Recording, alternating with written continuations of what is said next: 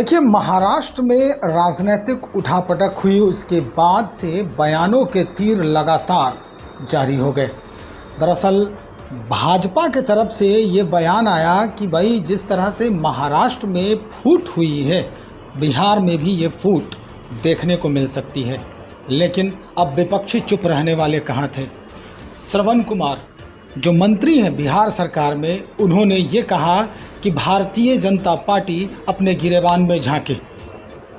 Bharatiya Janata party के ही कई कद्दावर नेता, कई बड़े नेता जो हैं, अब घुटन महसूस कर रहे हैं उस पार्टी में, और बहुत जल्द ही भारतीय जनता पार्टी में फूट होने की संभावना है।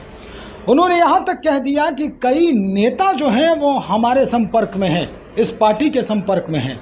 हो सकता है कि चुनाव से पहले वो हमारे दल में शामिल हो जाएं।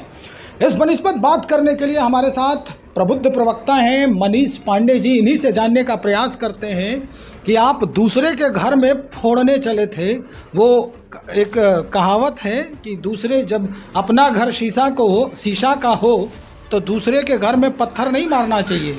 स्थिति यही आ रही है, श्रवण कुमार कह रहे हैं।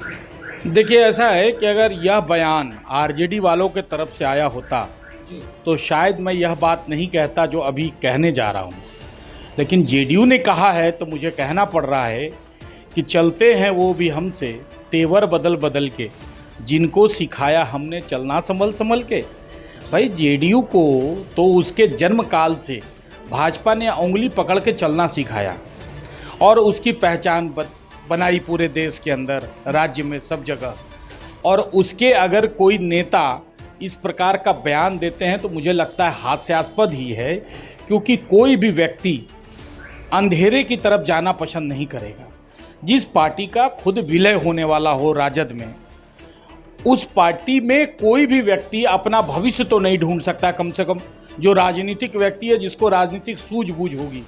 इसलिए देखिए, ये जो जेडीयू में हाल के दिनों में जो धमाचौकड़ी मची है, जिस प्रकार से बातें निकल के आ रही है, नीतीश जी 1 to 1 लोगों से मिल रहे हैं जो आज तक नहीं किए थे, और जिस प्रकार से उनको लगता है कि जो कुछ उनके जो बड़े नेता हैं उनको उप मुख्यमंत्री बनाकर तेजस्वी जी मुख्यमंत्री बनने के चक्कर में है, वो अपने अंदर की टूट को रोकने के लिए इस प्रकार का बयान दे रहे हैं, ताकि उनके विधायकों को ऐसा लगे कि नहीं, इस पार्टी के अंदर सब कुछ ठीक है और जेडीयू नहीं टूट रही है, बीजेपी टूट रही है।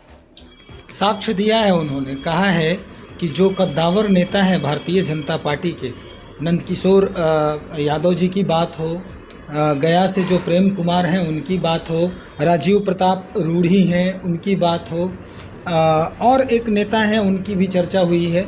तो ये जो है घुटन महसूस कर रहे हैं, चूँकि अमित शाह जी और नरेंद्र मोदी, प्रधानमंत्री नरेंद्र मोदी जी ने इनको साइडलाइन कर दिया है, जैसा कि श्रवण कुमार कह रहे हैं। अब स्थिति जो है वो परिवर्तित होने वाली है आपके यहाँ भी। भाई, सबसे पहले तो श्रवण जी की घुटन को तो समझिए ना।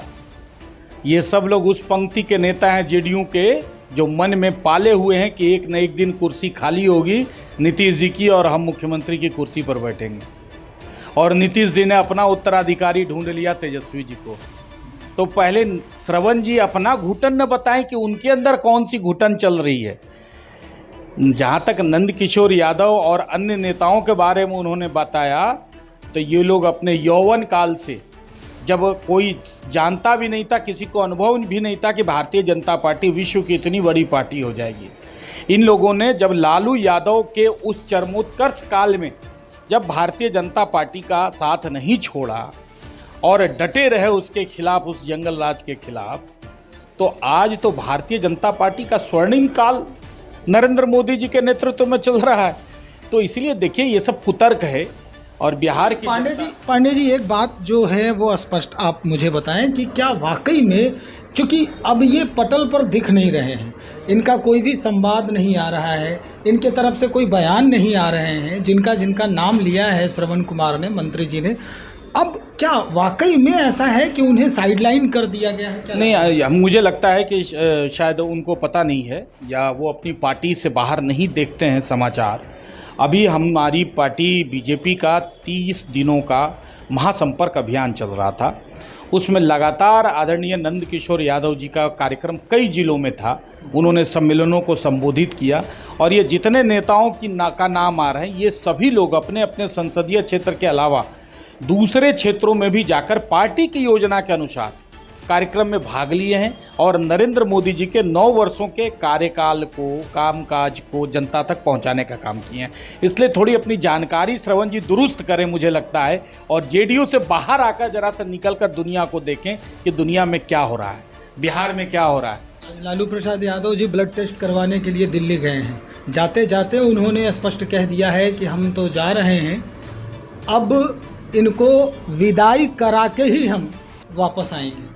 देखिए, लालू जी बुज़ुर्ग हो गए, लालू जी सम्मानित हैं, हम लोग उनको सम्मान करते हैं। मैं तो ईश्वर से प्रार्थना करूंगा कि मेरी भी उम्र उनको लगे, वो दीर्घायु हों।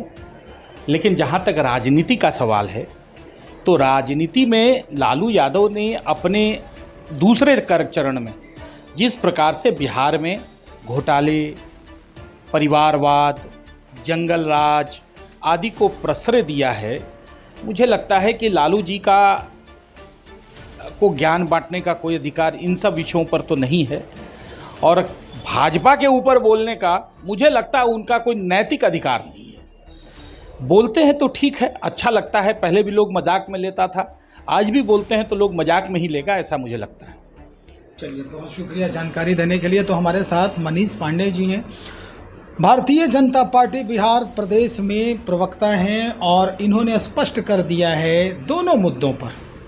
पहला जो था, ये श्रवण कुमार ने यानी मंत्री महोदय ने आरोप लगाया कि कुछ ऐसे कद्दावर नेता हैं जिनको साइड लाइन कर दिया गया है अमित शाह जी और नरेंद्र मोदी जी के द्वारा, वो अब दरकिनार हैं, किसी अन्य पार्टियों से उनके अभी संबंध जो हैं वो स्थापित हो रहे हैं। हालांकि ये दबी जुबान में उन्होंने कहा कि कई सैकड़ों नेता जो भारतीय जनता पार्टी के हैं वो हमारे संपर्क में हैं, जैसा कि श्रवण कुमार कह रहे हैं।